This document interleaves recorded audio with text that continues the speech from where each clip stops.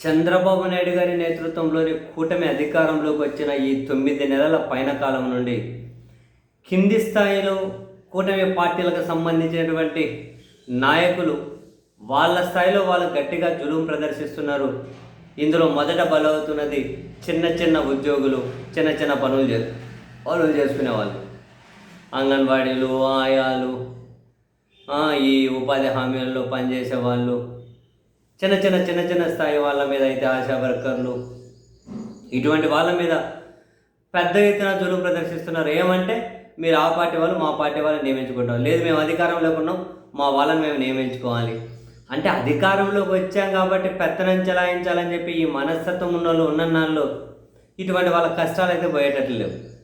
అసలు ఎందుకు జులుం ప్రదర్శిస్తారో, ఎప్పటి నుంచో పనిచేసే వాళ్ళని కానీ ఎందుకు తీసేసి పెట్టుకోవాలి? ఎందుకంటే 4 రాళ్ళు వస్తాయి, డబ్బులు వెనకేసుకోవచ్చు, ఎంతకు వెనకేసుకు లేకుండా జేబులన్నీ వేసుకోవచ్చు అని ఎట్లో గట్ల. ఎంతమంది బలవన్మరణాలకు పాల్పడాలని చూసాం, ఎంతమంది ఆత్మహత్య ప్రయత్నాలు చేయడానికి చూసాం. కానీ ఎంత చేసినా ఇవైతే ఆగడం లేదు. పైన సీఎం గారేమో సీరియస్ అయినట్లయితే వార్తలు వస్తూ ఉంటాయి, కింద ఎవరు ఆగుతున్నట్లయితే కూడా కనిపించట్లేదు. తాజాగా మరో అంగన్వాడీ టీచర్ పాపం 3 పిల్లల తల్లి అట బలవన్మరణానికి పాల్పడ్డారు. బాధాకరం. వాళ్ళ భర్త కంప్లైంట్ ఇచ్చారు, జనసేన టీడీపీ వాళ్ళు వేధిస్తున్నారు, నిన్న అంగన్వాడీ నుంచి నువ్వు తీసి వెళ్ళిపోతావా లేకుంటే మేము మా వాళ్ళని పెట్టుకోవాలా అని. ఇక నేను తీసేసాం, అయిపోయింది, రేపో ఎల్లుండే నీ ఉద్యోగం అయినట్లు వస్తుందిలే, తర్వాత నువ్వు ఇంట్లో కూర్చుంటే మా వాళ్ళని పెట్టుకుంటామని చెప్పి వేధిస్తున్నారు. 11 సంవత్సరాలుగా మా భార్య అంగన్వాడీ టీచర్గా పనిచేస్తుంది అని వాళ్ళ భార్య ఆత్మహత్యకు కారణం ఆ పార్టీలకు చెందిన వాళ్ళేనని అంటూ ఆయన పోలీసులకు ఫిర్యాదు చేశారు. ఎక్కడ? పల్నాడు జిల్లా నకరికల్లు మండలం పాపిశెట్టిపాలెనికి చెందిన షేక్ ఫాతిమా బేగం 35 సంవత్సరాలట, 11 ఏళ్ళుగా అంగన్వాడీ టీచర్ అట.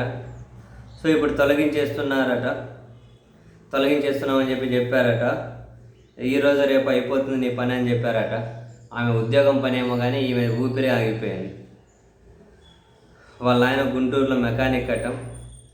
వీళ్ళకు 3 ఆడపిల్లలట. వాళ్ళ భార్య మృతిపై సైదావలి వాళ్ళ భర్త పోలీసులకైతే ఫిర్యాదు చేశారు. పురుగుల మందు తాగారట పాపం. వెంటనే నర్సరావుపేటలో ఒక ప్రైవేట్ ఆసుపత్రికి తీసుకెళ్లారు. కానీ ఆమె పరిస్థితి విషమంగా ఉంటే మంగళగిరిలో ఎన్ఆర్ఐ ఆసుపత్రికి తీసుకెళ్లారట. అక్కడ చికిత్స పొందుతూ పాపం ఆమె చనిపోయారు. ఎందుకయ్యా మీ ప్రతాపాలు ఇట్లాంటి వాళ్ళ మీద చూపెడతారు? వాళ్ళ పని వాళ్ళని చేసుకొనియాలి కదా. మీ రాజకీయం ఎవరితోనో చేసుకోవాలి. పాపం చిన్న చిత్తగా ఉద్యోగాలు చేసుకునే వాళ్ళ మీద ఏందా మీ ప్రతాపం?